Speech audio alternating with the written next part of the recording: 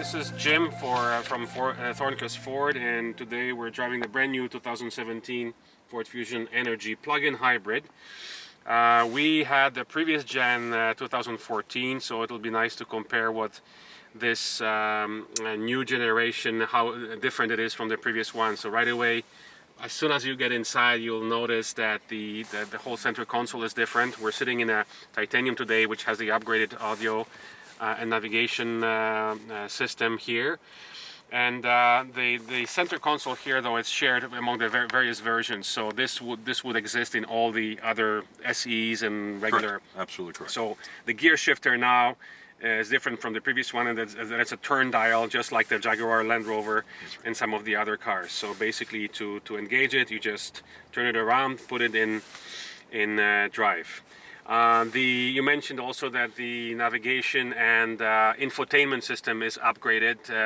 It's all touch screen, so you can actually pinch and zoom and move it around. And it's much faster than the old one because it's hard drive based versus, and it's now Android Auto or Apple Car compatible and Siri friendly as well. So in the case of our particular one that you would activate our particular helper here, you would hold it down further and Siri would be activated on an Apple iOS system. Okay. And then Siri would be activated and you could actually talk to Siri versus talking to them. Oh, really? Okay. So there's in the setting you basically set up, you tell the car whether you're using the Android Auto or the, so it goes, you just basically do it in the setup. Yeah. Now with the Android system, unfortunately it works with the Bluetooth, but with the CarPlay, unfortunately you would have to hook it up via USB. Oh, I see. Okay, okay. So that's good to know, but at least you have that option of doing both. Okay, excellent. So now the wipers will be in auto, like I forgot we just how pick to... it up one shot. Once, and that's an auto. Okay, so we're in drive, so we can go. The car is fully charged, and it's indicating 29 kilometers per charge. On my previous gen 2014 Fusion Energi, I was able to do up to 50 kilometers with very careful driving. Yes. But that's of course no climate, in ideal conditions, no wind, etc., etc. There's another one I just went by. So you're doing well with those. I think we will. Hopefully we have helped you with all our videos and. Well, with the price coming down on Ford's promotion to get the car in a price range where it's affordable for all consumers, even with the added incentive that puts in. It just went up as well, right? From 5 it went to 8,000, right? That's correct. That puts it in line, which very much like a hybrid. That's right. Now the advantage, of course, with the plug-in electric versions of any manufacturers that you'll have green plates and free parking downtown Toronto. HOV lanes, and HOV lanes. So that's right. So downtown parking, free parking. And also, like basically with us, we were able to drive 4 months and 6,000 kilometers between fill-ups. Yes. You know, so I mean, it's for someone who has charging at home and at the office, and they drive short distances. There's no limit on how long you can drive between the fill-ups. Our business manager that handles all the financing aspects of the dealership has one, which was last year's model, and it took him about 8 weeks to fill up the gas tank. Yeah, so, and he lives at Bloor in Islington, so it's amazing. It's amazing. Yeah. And the other change that I heard that they've done, which has nothing to do with the electrical setup, seems to be very sensitive and very peppy. Maybe more so than the previous gen. Yes, it is. So they changed the settings in the accelerator because it's a not fly-by-wire, it's a drive-by-wire. Yeah, that's right. Very good. Yeah, it's much more sensitive to the touch of the accelerator. The change that I've heard that they've done to the CVT transmission, which some people are complaining about, is they have this manual mode which imitates gear shifting. Yes. So it has that. So how would you initiate it? Because there's no shift paddles, right? So that's correct. So how would you initiate? So it's just basically when it's driving in hybrid mode and it uses a CVT, it will simulate those gear changes, right? That's correct. Correct. People find that the CVT, because there's no actual shift points, it just travels along and then it revs very high before the car speed catches up, type of thing, right? So now they've reprogrammed it basically. Correct. Now, a lot of also misgivings is that because you're driving an electric car, you don't realize you don't have to really hit the accelerator pedal very hard because the response is immediate. Yeah. as opposed to a gas engine, there's a slight... Better than turbo, yeah. Yeah, It's exactly. instantaneous. Yes, right? that's correct. That's correct. So you don't have to push it as hard, basically. That's correct. And people will have to learn to redrive a hybrid or an Energi model like this in general, because it does something a little bit different. That's all. And of course, the cosmetically they've changed the whole front and the back, so it's all LED setup. Correct. On the 2017s, right. yeah. Yeah, better visual sense as well. There's LED daytime running lights, LED headlights, so both low beam and high beam. That's correct. Pretty much. Yes. Okay. So on the titanium, that's standard. What about the standard Fusion Energi? I think all the Energies have it, right? Yes. So only the standard, the base gasoline cars don't have it, right? That's right. That's an upgrade to get into that. But in the Energies, both the base SE and the titanium, you get the LEDs automatically. Correct. Okay, that's good to know. And that's the one of the first things that we upgraded in our Energi was the headlights to basically LED and HID. Correct. And also now the wheels. This is the low rolling resistance tires, That's right. the smaller wheels. But Right. I think they are now giving an option to buy larger wheels as well. No, or? that's one standard wheel. That's one standard wheel. Okay, so they don't offer larger sizes as an upgrade. Okay. That's correct. Because it's a low rolling resistance, so it's designed specifically for the plug-in hybrid. That's right. That's right. The driver's side mirror also has a day-night feature, which is equivalent to the rear view mirror back here, which allows you, if anybody does have very bright lights and is blinding you, obviously it will dim it down. as Dim well. it. So it's photochromatic. That's And I correct. notice you have a blind spot monitoring, right? That's correct. In addition to that, anybody in your blind spot, as well as if you're backing out of a driving spot or a parking spot, anybody coming across your path will alert you, and it would be ultra more sensitive in lower driving conditions. It would light up that area where it's coming from. So if they're approaching from your left side, it would light up and it will alert you on the dash as well that somebody's approaching.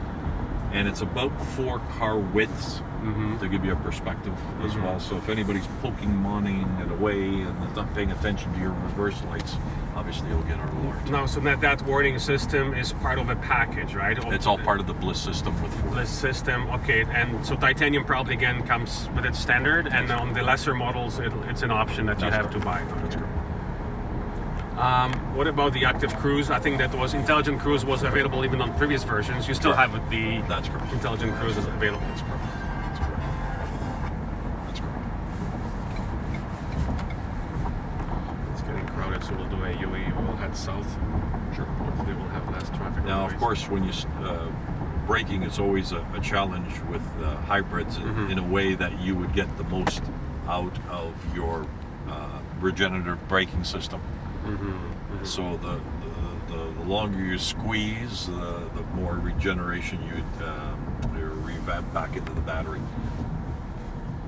Yeah, and then I know that there's in the phone app you have this. It shows you the statistics of how well you did with the braking, and so it gives you your. So this is kind of almost like a game, because you can compare yourself against other Energi owners. That's correct. All over North America, and you can see your position in terms of how efficiently you drive, which is kind of a nice thing, which some of the other electric car manufacturers actually don't offer. So this is something that I miss with my BMW right now, is that we don't have this kind of community phone app which actually compares you with the other drivers. So this keeps you motivated to see yourself at the top of the score chart, let's say, like compared to other drivers in North America. Almost like a football pool in the sense. Yeah. Here's another interesting thing, that all Ford cars from 17 up have what we call Ford Pass. And Ford Pass is a downloadable app that either for iOS or Android systems allows you to to remote start the car from any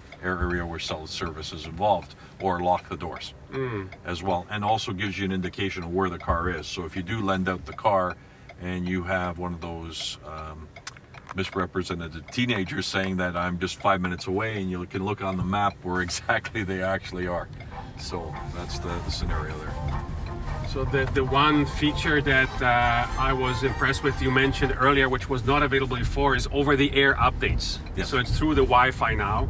So you don't have to download the update onto your USB and then plug it in. That's correct. It's all done via the Wi-Fi. So it's much more sophisticated and easy and okay. So the feeling of it is similar, but I sense that it's the accelerator pedal is actually much more sensitive than it used to be on the previous gen. Correct. So it feels actually peppier. Yes. Than the previous gens. So let's see if we can push it to use the other engine as well. There's something gliding on the.